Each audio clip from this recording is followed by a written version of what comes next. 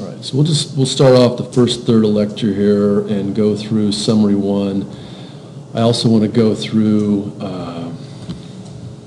the syllabus one more time and hopefully make clear what the due dates are.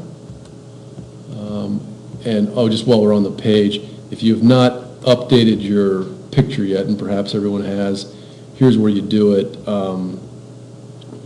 What you'll start off with is just clicking on this little icon down here. You'll pop over to edit profile over here on the left, and then there's an update picture portion near the bottom that pops up. So if you don't have your picture in there, please do that. Now we'll get into the 102 shell, and we will look at the syllabus one more time. And I will say it, and then Tim will say it, and hopefully we'll get down to what the due dates are. So,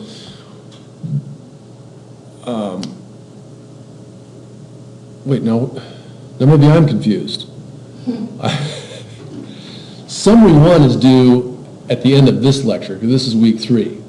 Right. Okay, so, and summary one will be late if you don't get it in by the beginning of lecture on Tuesday. So summary one is due as of, yeah? No? What am I missing? Yeah, Moodle show says week 2. That's Okay. why that date's Okay, that's not a bad thing. So we'll go off of that. That's, Yeah. I'll change dates. That's no Okay, problem. all right. So again, Tim and I may have miscommunicated a little bit, and for whatever reason, the schedule in 102 is a little bit more relaxed than 101. Maybe that's a good thing. But from now on, there's something due each week, and what I have here at the bottom of the syllabus is the official set of due dates. So if you got summary one in already, great, you're ahead of the ball game, you're on time, whatever you want to think about it. But for example, by the end of, so at this time next week, we're going to launch exam 1, which will cover chapters 1 through 3. Okay, so we're actually ahead of the game here. Chapter 4, we've got plenty of time to cover, and we'll start rolling out summary 2, we'll start rolling out problem set 1 pretty soon. But this is when things are due. For example, summary 2, I want you to turn that in on the Thursday of week 5, but certainly get it in before the Tuesday of week 6. Okay? All right, good. I saw plenty of nods there, so I think we're all on the same page with the due dates. You don't have to do the gate analogy. No. On Thursday at 1600, the gate opens. There we go. You put your summary in. Yeah. At 1500 on Tuesday, the next Tuesday, the gate closes. I like it. Makes sense. There we Should go. we go off of what the assignments? The syllabus. For the week? The syllabus, yeah. I mean, if, If it's listed earlier. And I'll adjust the dates on there. If you guys see a date that's on there that's wrong, this thing's a nightmare to deal with. Sometimes they do, Yeah. sometimes they don't.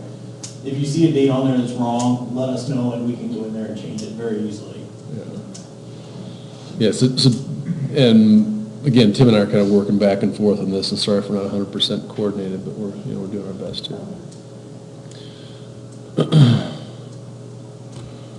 All right, and so when I, well, let's go into the posts really quick. I want to see what the peer review ended up looking like, and just see what you had for discussion.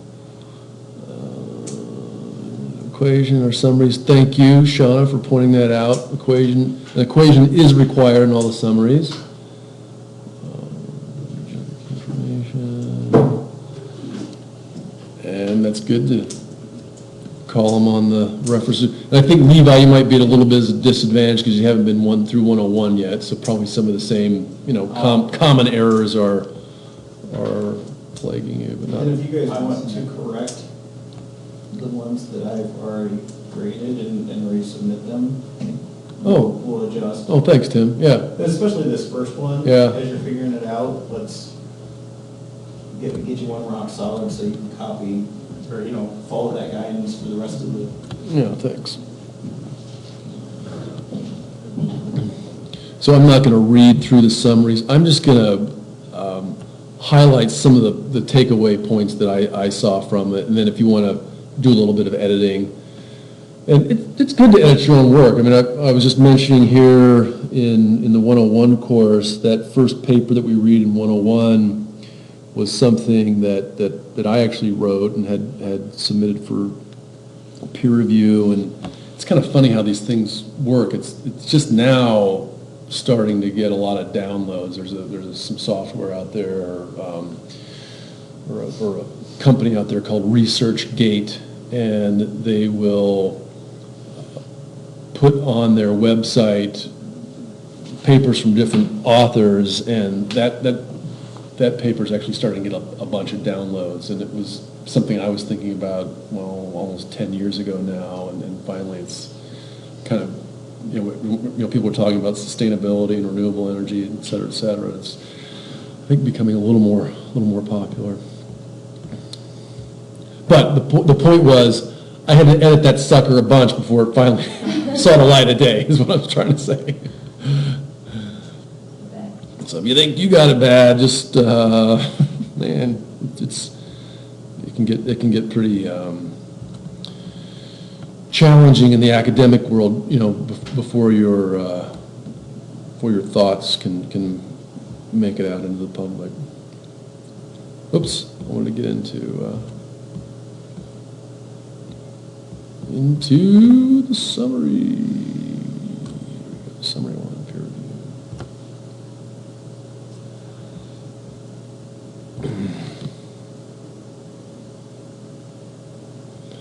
So one thing I'd also like to see a little bit more of on these are a little more back and forth and a little more discussion on some of the science involved in the paper, not necessarily the mechanics. So as we talked about a little bit last in 101, you're really being graded on two separate scales. One is, did you follow the instructions and do your spell checker and get everything in? The other one is, did you put some thought into the scientific questions being addressed in the paper? That's sort of the other thing. And I'd like to see I'd like to see some more of that. These. It looks like most of these comments are on the mechanics of the paper rather than the content. So I'll start digging into the content a little more.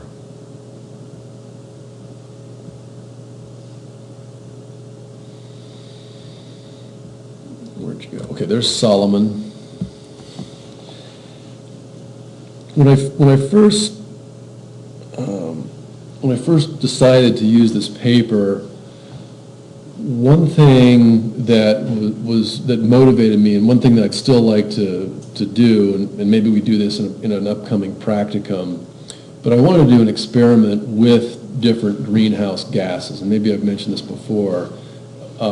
I could not find an actual scientific paper that does an experiment where you've got 3 side-by-side vessels of gas, one just containing atmospheric air, one containing CO2, and one containing methane, set them out in the sun, and just see how hot they get.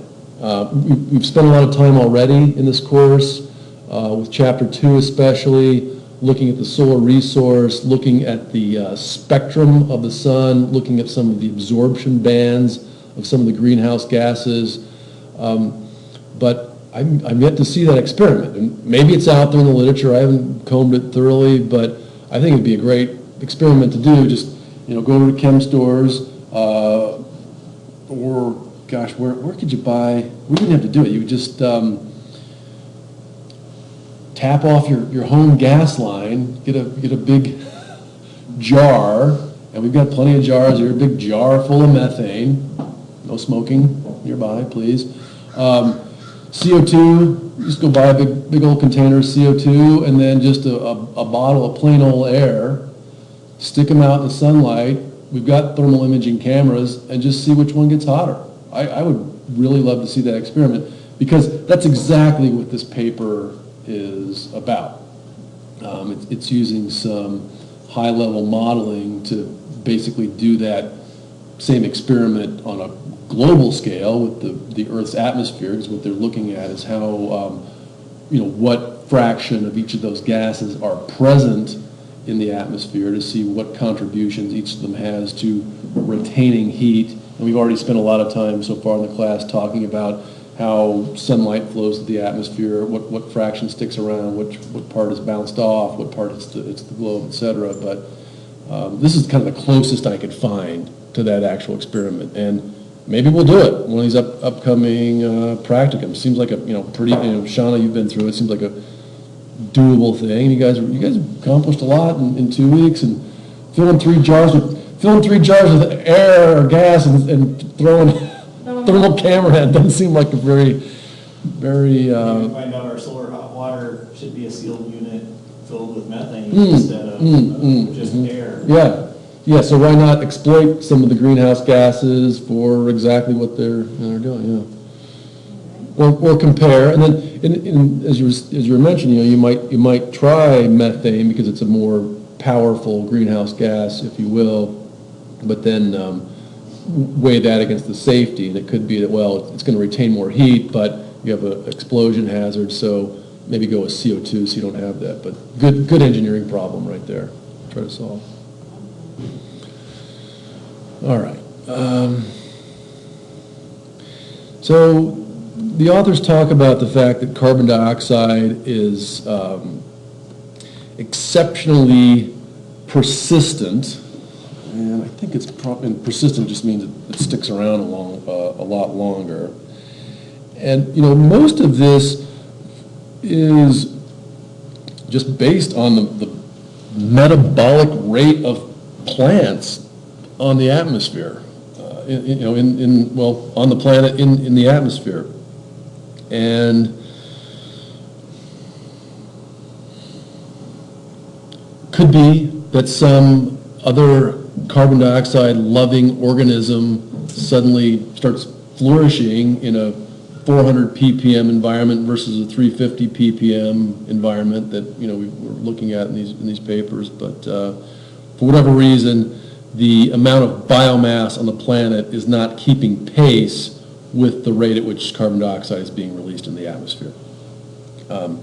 Probably also worth noting the structure of the two molecules. So carbon dioxide looks like so. We spent a fair amount of time last week, I remember, and I thoroughly enjoyed it looking at the periodic table, the dynamic periodic table. And I just want to review why carbon dioxide kind of looks the way it does. There's carbon, and if we take a look, I didn't want to get that deep. Take a look at the orbitals again. This is what it looks like. So in that 2p orbital that you can see right there in the middle, it's got a pair of electrons. The 2p orbital can hold 6 electrons, so there are basically 4 vacancies in that 2p valence shell. And remember, we were talking about silicon with the valence shell, that outer one that makes the chemistry happen among the elements. Here's oxygen, and it has 2 openings.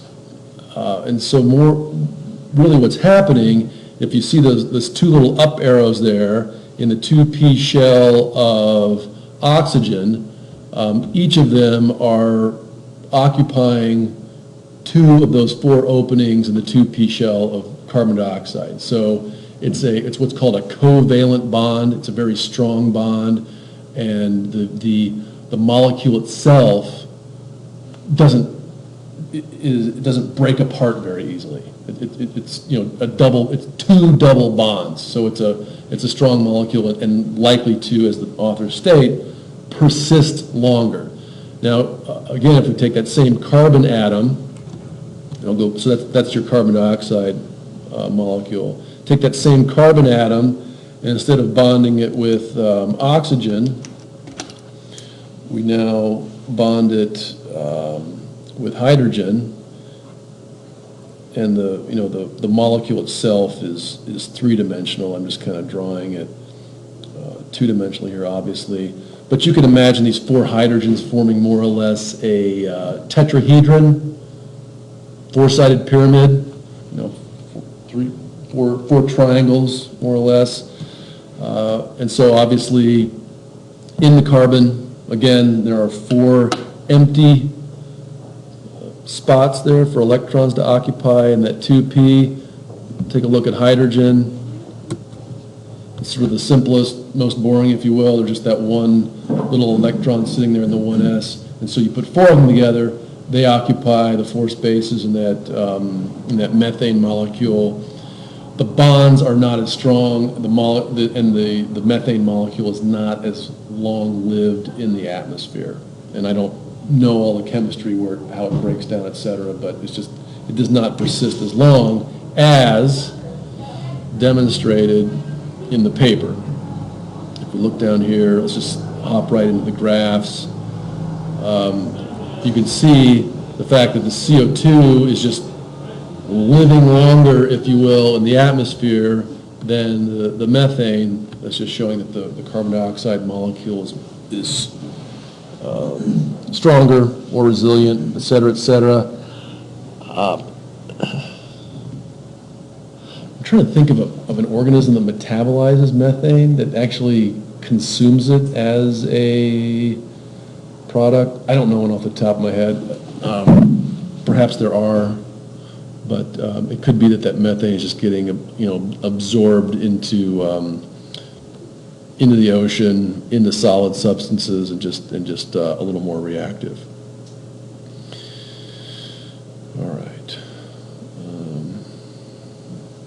So what these guys are looking at is sort of a what-if scenario. What if in 2050 humankind quit emitting carbon dioxide?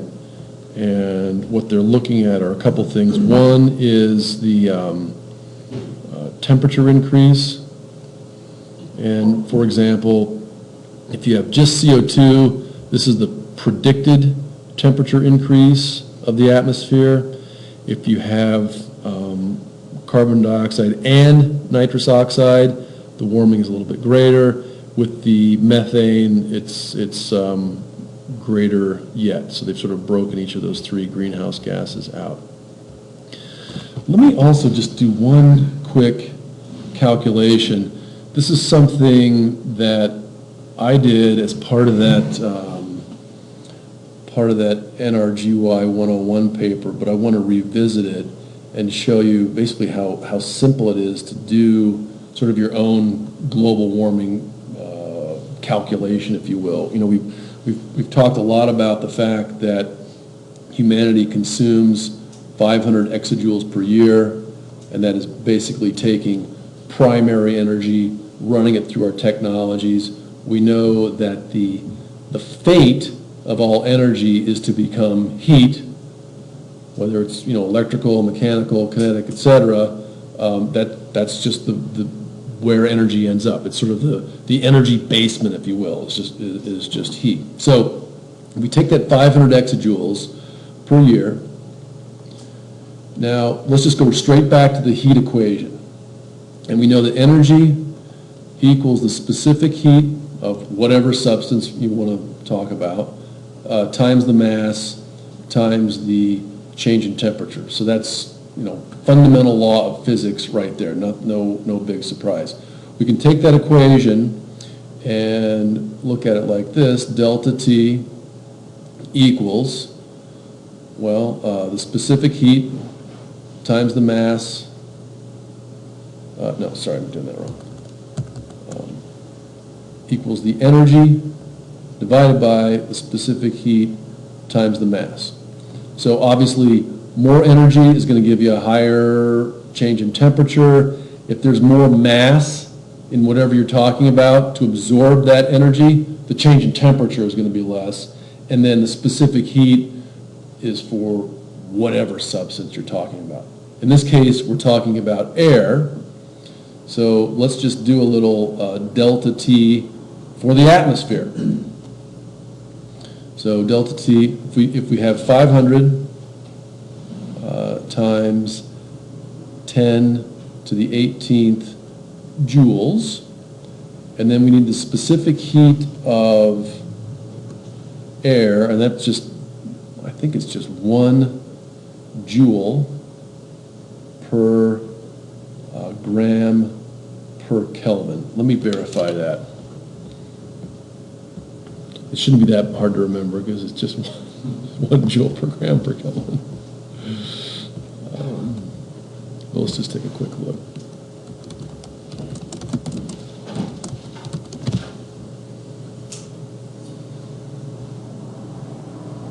Yeah, 101, and I believe I got the units correct. Specific heat. So yeah, 1 kilojoule per kilogram, same thing, 1 joule per gram. The only thing we're missing now is what's the mass of the atmosphere? And, how would you do that? Well, you don't have to stick the atmosphere on a scale, but if you know the approximate thickness of the atmosphere, we know that's about 60 miles or so. It's basically as high as you want, but, I want to say 90% of the molecules in the atmosphere are in the first 60 miles of it, or thereabouts. And then the average density of the atmosphere, the volume times the density equals the mass. Let's go after the mass of the atmosphere.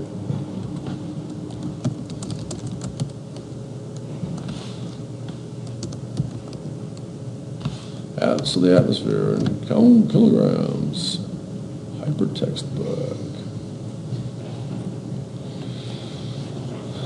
So there are several values as expected, but they all end up being right around 5 times 10 to the 18th kilograms. So let's write that out. Mass equals 5 times 10 to the 18th kilograms equals, gosh, that's a nasty looking 18, equals 5 times 10 to the 21 grams. So I've got joules, grams, Kelvin, fine. So now I've got 1 joule per gram per Kelvin times 5 times 10 to the 21 grams. So now my grams will cancel, my joules will cancel, and I'm just going to be left with kelvins. And so the nice thing about this is, I'm going to tidy this up a little bit. I'm going to have 500 times 10 to the 18th Kelvin divided by 5 times 10 to the 21. There's no more units left on the bottom because that Kelvin came up top. I can cancel these two guys. So now I've got 500 divided by, let's see, we'll do 5 times 10 to the third. All right, so now I've got equals 500 divided by 5,000. And from there, I'm just at 0.1 Kelvin. So what that tells me, all other things being equal, and of course this is not the case because we know that a large fraction of the heat generated by our technologies is in fact re-radiated into space. Obviously the Earth is warmer than outer space and we are therefore radiating a fraction of that. But if all of that heat were to remain in the atmosphere would increase in temperature by 1/10 of a degree Kelvin per year. And so that's a sort of a worst case scenario, if you will. And I keep trying to wrap my head around the argument of whether or not humans can have any effect on the atmosphere. And I'm yet to see a technology that just makes something colder. I mean, sure, you can open your fridge and, in the middle of July and stand there, and yeah, it's cold inside the fridge, but the second law, unfortunately, dictates that you're making something colder in one place, something else is going to get hotter somewhere else.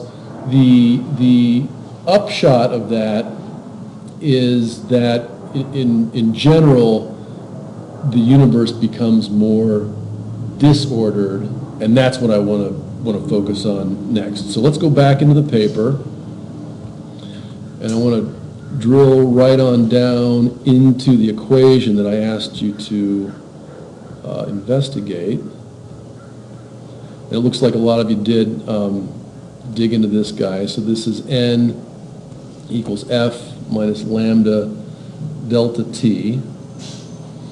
And I think what we decided, since this next equation shows that we've got N times time, so delta T just means a change in time, and the sigma just means the sum, so it just means we're adding up all of whatever N is, and N is either going to be power or energy, but we know, going back to the very first equation that we started looking at in Energy 101, we've got energy equals power times time.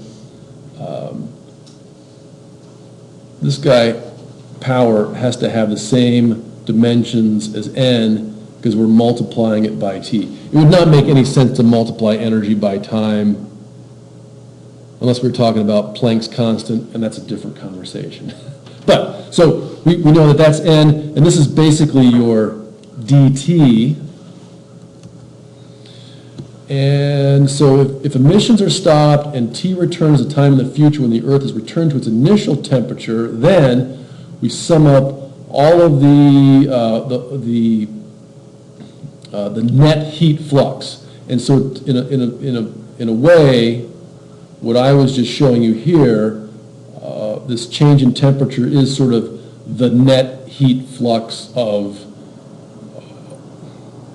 the atmosphere, with or without people. And so many things go into the heat flux, depending on, I don't know if you guys have, watched your NOVA programs, but there was one point where the entire Earth was just a big ball of ice. It was so dang cold and so white that it just kept getting colder and colder and colder because all the radiation that hit the icy surface was just reflected back. So you had what's called a positive feedback effect. And so one of the current concerns of climate change is that the less ice that we see on the planet, the less able the planet is to reflect the radiation back to the atmosphere. And so you have a positive feedback cycle in the same way, where it just kind of getting hotter and hotter. So that's what it means by the net heat flux, and getting back to zero. Okay, so we know that this is a power equation. N represents power, F represents power, lambda delta T also has to be power, because we're adding apples and apples. Now, the authors, and not every paper is perfect, they say F is the added energy. Well, it's the energy per unit time is what it is. Same thing here. N is the net heat flux, which makes more sense. Heat flux means energy in motion, which in fact is power. So they're both power. And lambda delta T is the energy radiated. So the rate at which energy is leaving the surface of the Earth. So again, that's power. And we actually did that when we calculated our R values, our U values. We looked at energy leaving a building. Same exact thing here, except we're doing it on a global scale. So we've already done this equation for a house of energy flux through a window. Now we're just talking about the whole planet. Okay. So, but let me dig down in here, if you don't mind, just letting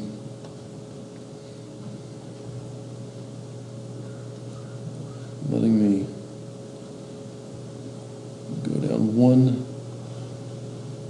one tiny rabbit hole. We'll see if it actually is or not in the future. I'm going to talk about this a little bit in Billings in a couple weeks. I've got a plenary talk that I'm going to give to the National NCAT National Center for Appropriate Technology. There was a gentleman there who attended the Asia-Montana Energy Summit in April, who I gave kind of a summary of this too, because I'd like to hear some more. So I'm going to talk about this. But if we look at the dimensions of this guy, we've got N equals F minus lambda delta T. Now again, if we just rearrange this a little bit, let's try to get lambda delta T by itself. So if I've got lambda delta T, so I'm going to add lambda delta T to both sides of the equation, and I'm going to subtract N from both sides, so that equals F minus N, so just throwing a little algebra around here, nothing fancy. Then I've got lambda equals F minus N over delta T. Now, I know that F and N are both heat flows, so I can take that and write it like this, equals Q. I'll write it as a delta Q, because it's a difference in heat flow. It's what's leaving versus what's sticking around over delta T. So the question is, so we know this is power, we know this is power, we know this is temperature. What the heck is this thing? What do you call it? Now, let's hop right out. Let's hop right out here.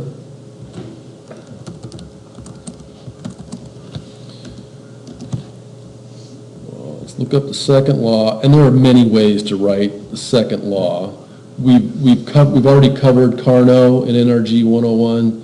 Levi will be seeing that here in a week or two for you if you haven't been through the course. But here it is. ds, this is the change in entropy, equals the change in heat at some temperature. So that's what we're looking at. So this lambda thing actually is the disordering of the atmosphere. And the authors don't really go into that, but